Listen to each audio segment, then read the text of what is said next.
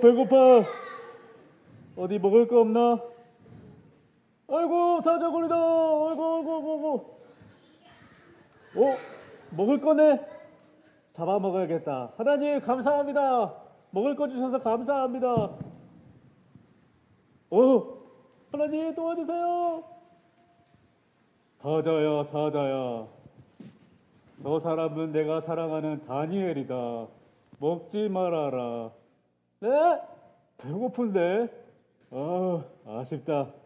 야, 너 운 좋은 줄 알아? 하나님 감사합니다.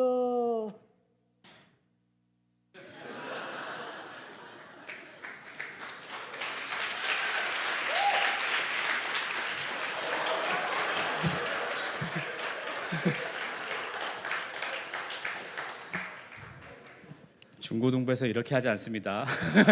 오늘 아동부 친구들이 같이 온다 그래서 이렇게 좀 앞부분을 성경 말씀으로 준비해 봤습니다. 사자와 할아버지가 나왔는데 성경 안에서 어떤 이야기가 생각나시나요? 사자와 할아버지라고 하니까 잘 모르겠죠. 사자굴에 던져진 다니엘, 우리가 성경 속에서 또 어렸을 때 성경 이야기 들었을 때 많이 들었던 이야기입니다. 내용은 다니엘이 사자굴에 던져졌고 하나님께서 사자의 입을 다물게 해주셔서 다니엘이 괜찮나요? 멀쩡해졌나요? 네. 아무튼 다니엘이 사자굴에 던져졌고 하나님께서 사자의 입을 막아주셔서 이 다니엘이 무사했다는 내용입니다. 도대체 이 성경 속에서 무슨 일이 일어났길래 다니엘이 사자굴에 던져졌으며 다니엘이 무사할 수 있었을까요? 말씀을 잘 들어보기 바랍니다. 먼저 시간을 거슬러 다니엘이 아직 소년일 때는 어떤 신앙을 가지고 있었는지 살펴보면 좋겠습니다. 다니엘이 아직 소년일 때 이 바벨론이라고 하는 나라가 다니엘이 살고 있는 유다를 침공해 왔습니다. 이 바벨론은 당시에 아주 강한 나라, 강대국이었는데 유다에 있는 모든 것들을 부수고 그곳에 있는 사람들을 사로잡아 포로로 바벨론으로 끌고 갔습니다. 다니엘은 바벨론의 포로로 끌려가서 어릴 때부터 바벨론의 교육을 받았습니다. 이 바벨론의 교육을 받았다라는 것은 다니엘이 어렸을 적부터 총명한 사람이었던 것 같습니다. 그래서 이 데리고 온 어린 소년들 중에서 바벨론의 교육을 받도록 지시했던 것 같습니다. 아무튼 다니엘이 소년이었는데 자신의 나라를 망하게 하고 자신의 민족들을 해친 이 바벨론 아래에서 교육을 받으니까 이 다니엘이 얼마나 마음이 좀 괴로웠겠습니까? 비록 그 어렵고 힘든 일들 그런 상황 가운데 있었지만 다니엘은 그 소년일 때부터 하나님의 말씀을 계속 붙들며 살아갔습니다. 그때도 하나님의 말씀을 붙들며 살고 있었어요. 그런데 낯선 나라의 포로로 잡혀와서 바벨론의 교육을 받고 사는데 말씀을 따라 사는 일이 다니엘에게 좀 쉬웠을 것 같으신가요? 다니엘에게 이 말씀을 붙들고 사는 것이 과연 쉬웠을까요?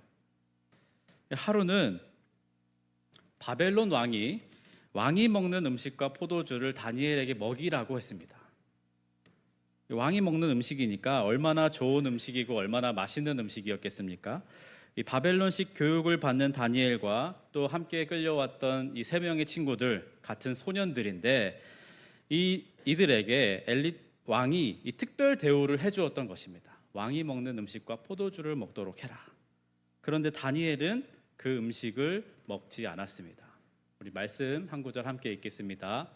다니엘은 뜻을 정하여 왕의 음식과 그가 마시는 포도주로 자기를 더럽히지 아니하리라 하고 자기를 더럽히지 아니하도록 환관장에게 구하니. 아멘. 말씀을 보면 다니엘이 뜻을 정하여라고 합니다. 뜻을 정하여. 이 바벨론 왕이 먹는 음식들은 사실 우상에게 먼저 드려진 음식입니다. 그래서 하나님께서 원하시지 않는 그런 음식이기도 합니다. 다니엘은 뜻을 정했습니다. 뜻을.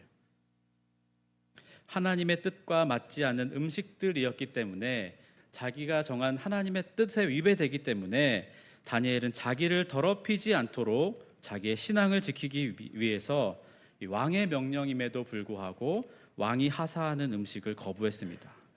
이때가 다니엘이 여기에 모인 우리 중고등부 친구들 또 아동부 친구들처럼 소년일 때였습니다.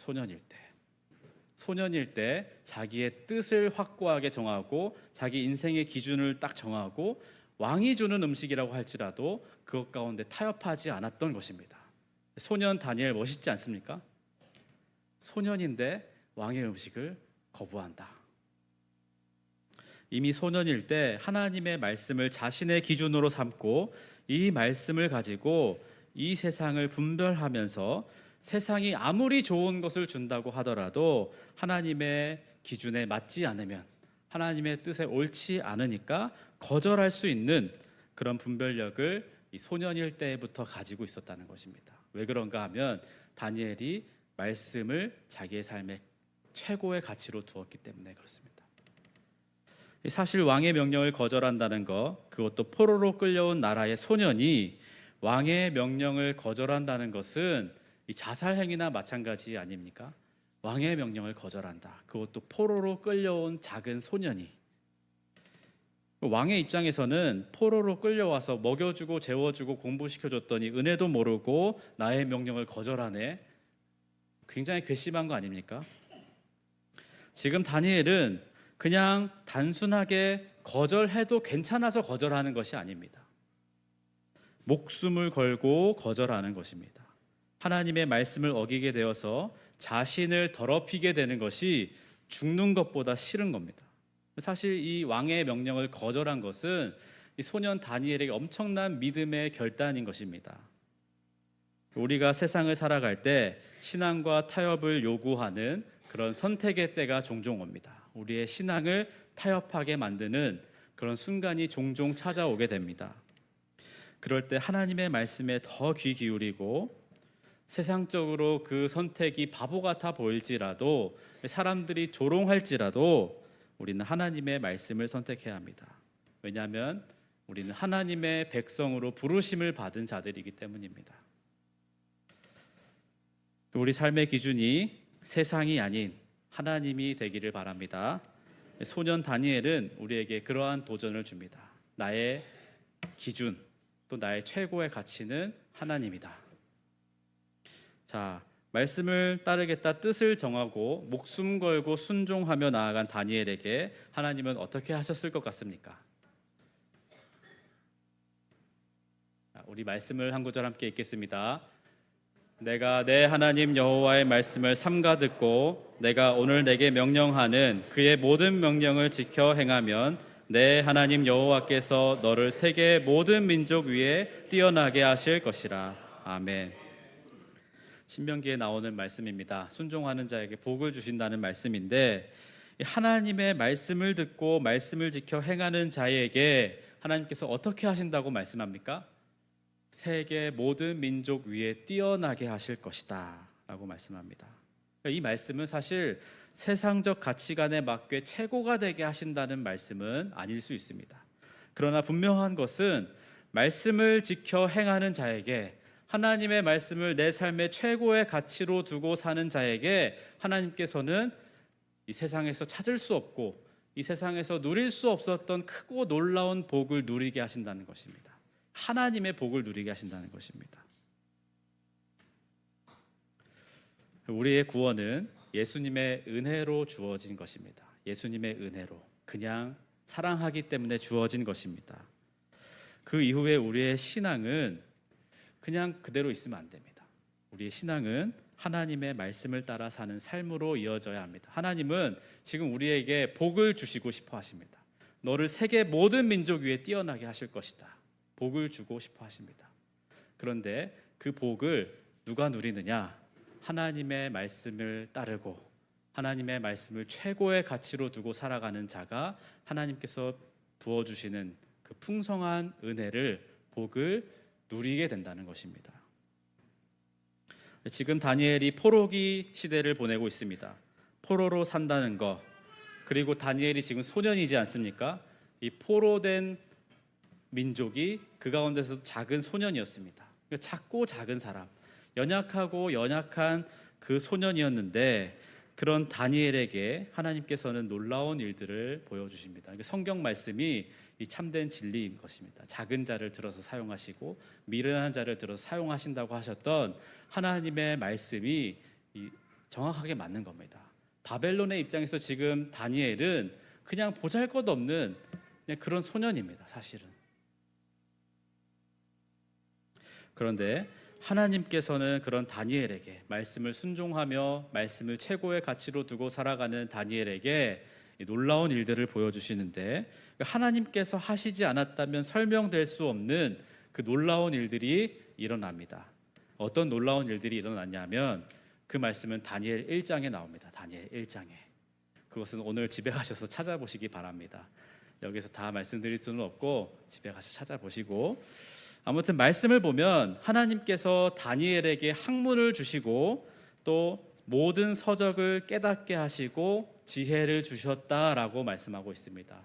그러니까 다니엘이 스스로 좀 뛰어난 면이 있었겠지만 하나님께서는 그것을 뛰어넘는 학문을 깨닫는 지혜와 지식을 주셨다는 것입니다. 그 결과로 다니엘은 당시 이 고대 근동에서 가장 강력했던 바벨론에서 하나님의 은혜로 가장 뛰어난 사람이 되게 됩니다. 바벨론에서. 그리고 나라의 모든 것을 책임지고 다스리는 총리의 자리에 오르게 됩니다. 저는 이 말씀을 좀 묵상하면서 어떤 마음이 좀 들었느냐 하면, 공중의 권세 잡은 자가 이 세상을 통치하려고 하는 이 세상 가운데에서 우리가 또 우리의 다음 세대가 하나님의 말씀을 최고의 가치로 두고 하나님의 말씀을 따르는 삶을 살면서 하나님께서 세계 모든 민족 위에 뛰어나게 하시는 그 하나님의 은혜를 누렸으면 좋겠습니다. 말씀에서도 뛰어난 실력을 가지되 세상 가운데에서도 뛰어난 실력을 하나님의 은혜로 가지는 것, 저는 우리 교회에서 그런 다음 세대 또 우리 교회 모든 성도들이 되기를 너무나 기대하게 됩니다.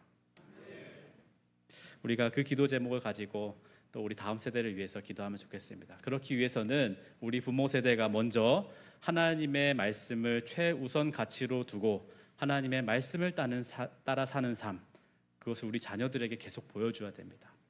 그리고 7월 8월에 여름 성경학교가 있지 않습니까? 수련회가 있습니다. 보내줘야 됩니다. 계속해서. 지금 사랑이가 막 이러고 있는데 보내줘야 됩니다. 아무튼 다니엘이 총리 자리에 올랐습니다. 더 놀라운 사실은 다니엘이 얼마나 놀라운 복을 받았던지, 너무나 뛰어나서 나라가 바뀌고 왕이 바뀌는 그 와중에도 다니엘은 총리직을 유지했습니다. 70년이라는 시간 동안 나라가 바뀌고 왕이 바뀌었는데도 다니엘은 여전히 총리였습니다. 말씀을 따라 사는 삶 가운데에서 지키시고 복 주시고 함께 하시는 하나님의 은혜를 경험하며 살아왔던 것입니다. 소년이었던 다니엘이 어느덧 나이가 많아졌습니다. 느부갓네살 왕이 죽고 왕들이 몇 번 바뀌고 다리오라고 하는 사람이 왕이 되었습니다. 다니엘은 여전히 총리였습니다. 당시에 다리오 왕은 전국의 고관들을 높은 사람들, 높은 관리직을 120명을 전국에 세웠습니다. 그리고 그 관리직의 120명 사람들을 다스릴 수 있는 총리 3명을 두었는데 그 총리 3명 중에 1명을 다니엘로 두었습니다. 다니엘이 높은 사람들 중에 높은 사람으로 우뚝 선 것입니다. 그 오랜 시간 동안. 다리오 왕은 특별히 다니엘을 총애했습니다. 특별히 다니엘을 총애했는데 이 다니엘에게 모든 전권을 맡겨서 이 나라 전체를 다스리려고 했습니다. 그러다 보니까 다른 높은 관직에 있는 사람들, 120명의 사람들과 남은 2명의 총리들이 다니엘을 시기했겠죠. 그래서 이 높은 관직에 있는 고관들, 남은 총리들은 다니엘을 모함하려고 합니다. 모함해서 저 멀리 보내버리려고, 없애버리려고 모함을 시작합니다.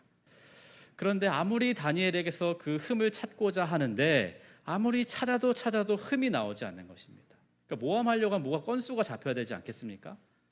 적당한 건수가 잡혀야 되는데 건수가 잡히지 않는 겁니다. 다니엘 6장 5절 말씀 함께 읽겠습니다. 그들이 이르되 이 다니엘은 그 하나님의 율법에서 근거를 찾지 못하면 그를 고발할 수 없으리라 하고. 아멘. 하나님의 율법에 관한 것이 아니면 흠을 찾을 방법이 없겠다라고 생각한 거예요. 그러니까 하나님을 잘 믿고 따르는 다니엘은 일상생활에서도 정말 정직하고 바른 삶을 살아갔던 것 같아요. 다른 사람들이 다니엘에게서 흠을 찾을 수 없으니 율법을 어기게 하든지 어떻게 해야 되겠다 생각을 하게 된 겁니다. 그래서 그렇게 해서 찾아낸 방법이 이 바벨론 안에 있는 모든 사람들이 왕이 아닌 다른 사람이나 다른 신에게 구하면, 다른 사람이나 다른 신에게 기도하면 사자굴에 넣읍시다. 다른 사람이나 다른 신에게 기도하는 것을 불법으로 만듭시다. 이렇게 생각한 거예요. 그래서 다리오 왕에게 이 고관들이 찾아갑니다. 왕이시여, 우리가 이 법을 만듭시다. 왕이 아닌 다른 신이나 다른 사람에게 절하거나 기도하거나 구하는 사람이 있다면 사자굴로 넣읍시다. 왕만 숭배하게 합시다 라고 제안을 한 겁니다. 왕 입장에서는 얼마나 좋겠습니까? 다른 사람이나 다른 신에게 절하지 않고 나한테 절한다고 하는데, 나만 숭배하고 나만 높여준다는데 왕 입장에서는 얼마나 좋은 일입니까? 그래서 왕은 이 고관들이 가지고 온 법률에, 이 조서에 도장을 쾅 하고 찍어줍니다. 그렇게 해라. 너무 좋다. 그렇게 해라. 그렇게 해서 왕이 아닌 다른 신이나 다른 사람에게 기도하거나 절하거나 구하면 사자굴에 던져 넣는 법이 발의되게 된 것입니다. 다니엘은 소년일 때부터 하나님을 따르기로 작정한 사람이라고 했습니다. 뜻을 그때부터 정한 사람이었습니다. 다니엘이 할아버지가 다 되었는데 노인이 된 다니엘, 이 새롭게 제정된 법 앞에 다니엘은 하나님을 따르겠다고 한 그 마음이 변했을까요? 하나님을 따르겠다는 뜻을 버리지 않았습니다. 다니엘은 소년일 때부터 노년이 되는 날까지 하나님을 따르기로 했던 그 작정했던 그 마음을 버렸던 적이 단 한순간도 없습니다. 이 수십 년의 세월 동안 다니엘은 매일 자신의 고향 예루살렘을 향해서 매일 하루 3번 기도했습니다. 이건 무슨 의미냐 하면 예루살렘에는 하나님이 거하시겠다고 말씀하신 성전이 있는 곳입니다. 하나님이 거하시겠다고 말씀하신 그 성전을 향해서 매일 하루 3번 기도했다는 것입니다. 왕의 조서에 도장이 찍힌 그날에도 어김없이 하나님을 향해서 기도했습니다. 다니엘 6장 10절 우리가 오늘 읽은 말씀입니다. 함께 읽겠습니다. 다니엘이 이 조서에 왕의 도장이 찍힌 것을 알고도 자기 집에 돌아가서는 윗방에 올라가 예루살렘으로 향한 창문을 열고 전에 하던 대로 하루 3번씩 무릎을 꿇고 기도하며 그의 하나님께 감사하였더라. 아멘. 전에 하던 대로 했다. 전에 하던 대로. 그러니까 그동안 매일 하나님을 향해서 기도해 왔던 것입니다. 그 70년의 수십 년의 시간이 지나오는 동안 날마다 하나님을 생각하면서 날마다 하나님 앞에 기도했다는 것입니다. 그러니까 고관들도 이 다니엘이 하나님만 섬기고 하나님만 따르다는 것을 당연히 알았던 것 같아요. 늘 이 사람 하나님을 따르는 사람이구나. 그래서 하나님을 따르지 못하게 하거나 어쨌거나 그것을 법으로 만들어서 어기게 하거나 해야 되겠다 생각한 것입니다. 다니엘은 다른 신이나 다른 사람에게 기도하면 사자굴에 던져진다는 것을 몰라서 실수로 기도한 것이 아닙니다. 성경은 다니엘이 알고도 했다고 말씀하고 있습니다. 사자굴에 던져진다는 것도 당연히 알고 있었습니다. 알고 있음에도 불구하고 그날도 똑같이 윗방으로 올라가 창문을 열고 전에 하던 대로 무릎을 꿇고 감사했다고 말씀하고 있습니다. 지금 다니엘이 감사할 수 있는 상황인 것 같습니까? 다니엘의 마음에 감사가 올라올 수 있는 그런 상황 같으십니까? 비록 총리이지만 높은 관직에 있지만 자기 민족을 잃고 포로로 끌려왔습니다.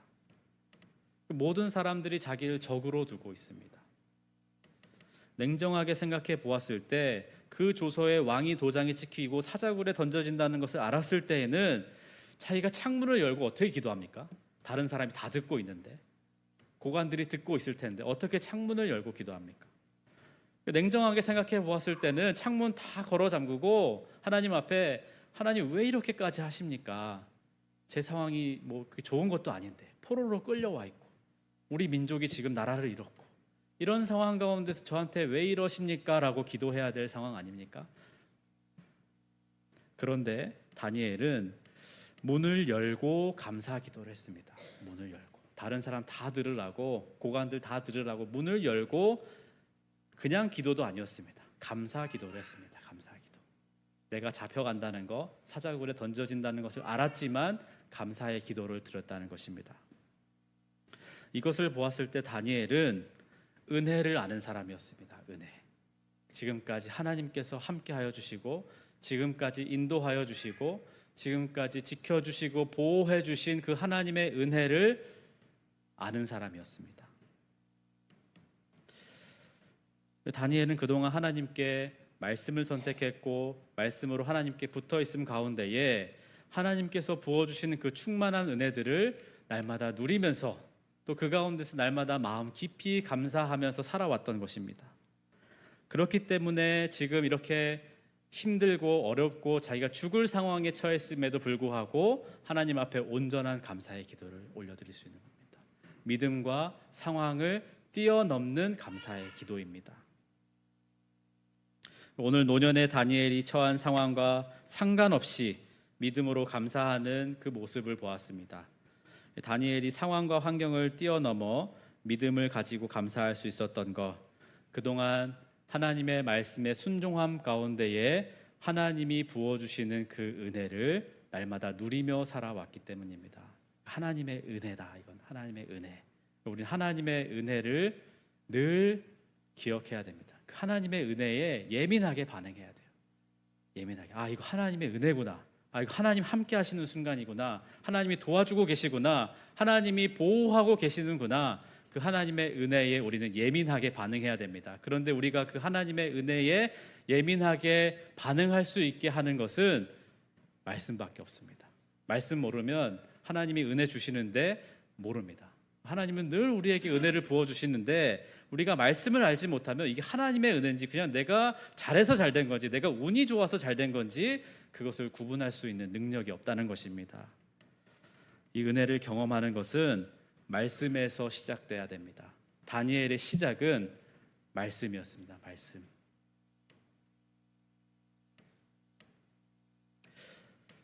다니엘에게만 허락된 은혜가 아닙니다. 지금 이 시대를 살아가고 있는 우리들에게도 하나님께서 당신의 크고 은밀한 일들, 놀라운 은혜들을 부어주고 계십니다. 지금 이 순간에도. 그런데 우리가 그 은혜를 알기 위해서는 하나님이 함께 하시구나 알기 위해서는 우리가 말씀을 알아야 된다는 것입니다. 또 기도를 해야 한다는 것입니다. 다니엘이 그 표본, 모범의 모습을 보여주고 있습니다. 말씀에 순종했고 상황과 환경을 뛰어넘는 기도, 그 자리, 또 감사하는 마음, 그 신앙의 표본을 우리에게 지금 보여주고 있는 것입니다. 세상의 기준에서 말씀을 따라 사는 삶이 좀 미련해 보이고 바보 같아 보일 때가 있습니다. 왜 그렇게까지 하냐? 세상이 조롱할 때도 있습니다. 하지만 우리에게는 오늘도 여전히 우리와 함께하고 계신 하나님이 계십니다. 하나님이 지금 이 순간에도 나와 함께 하신다는 것을 믿으며 말씀 가운데에 순종하여서 뜻을 정하는 우리가 되면 좋겠습니다. 말씀의 뜻을 정하는. 또 때로는 하나님께서 우리가 생각할 때 과한 요구를 하실 때가 있습니다. 우리가 생각했을 때 세상의 기준과 우리가 생각하는 합리적인 기준을 벗어나서 하나님께서 어떤 믿음의 순종을 요구하실 때가 있다는 것입니다. 다니엘에게도 계속 그 순종이 있어 왔습니다. 왕이 다니엘에게 음식을 하사했을 때 그것이 우리의 기준과 합리적인 가치에 있어서 그것을 거부하는 것이 옳은 겁니까? 아니면 틀린 겁니까? 하나님의 가치에, 하나님의 복음의 말씀의 기준에서 떨어져서 그냥 내가 생각했을 때에서는 그걸 먹는 게 이득 아닙니까? 그런데 하나님께서는 그것을 먹고 죽으라 죽으라는 그 순종의 요구까지 요구하실 때가 있다는 것입니다. 우리가 생각했을 때는 비합리적이어 보이고 세상의 기준에서 봤을 때는 바보 같아 보이는 일들입니다. 그렇지만 그 가운데 우리가 순종하며 나아갈 때 하나님께서는 우리가 생각하지 못했던 크고 놀라운 일들을 우리에게 보여주십니다. 지금 일본 단기 선교팀이 일본 선교에 가 있습니다. 그 세상에서는 어저께 뉴스가 얼마나 많이 나왔는지 모릅니다. 어제 그제 우리를 두렵게 하고 불안하게 만들고 걱정하게 만드는 뉴스들이 얼마나 많이 나왔는지 모릅니다. 그 금요일에 선교팀이 먼저 떠났는데 떠나 보낼 때 그 마음에 참 많은 그 아픔과 떠나 보내야 한다는 그 마음의 아픔과 눈물과 걱정이 있었던 것 같습니다. 하지만 하나님 세상의 소리에 귀 기울이지 않고 하나님의 말씀과 하나님의 부르심에 순종하여서 나아간 그 일본 선교팀 가운데에 놀라운 일들이 일어날 것이라고 생각이 됩니다. 우리가 경험하지 못했던, 우리가 생각할 수 없는 크고 놀라운 일들을 그 팀 가운데에, 그 각 사람들 가운데에, 또 우리 교회 가운데에 보여주실 것이라고 생각합니다. 아무튼 이 다니엘의 믿음이 우리의 믿음이 되기를 바랍니다. 그냥 얻어지는 믿음은 아닌 것 같습니다. 하나님 앞에서 철저하게 순종의 훈련이 있어야지 얻어지는 믿음인 것 같습니다. 또 하나님을 수없이 경험하고 그 은혜를 누려야지 얻어지는 그런 믿음인 것 같습니다. 오늘은 맥주 감사 주일로 예배를 드립니다. 맥주 감사 주일은 딱 1년의 절반 가운데에 지나온 상반기를 생각하면서 하나님이 나에게 주신 은혜들을 생각해 보는 겁니다. 지난 상반기 동안 나에게 주신 하나님의 은혜가 무엇인가 생각해 보고 그 가운데에 정말 온 마음을 다하여서 감사하는 날입니다.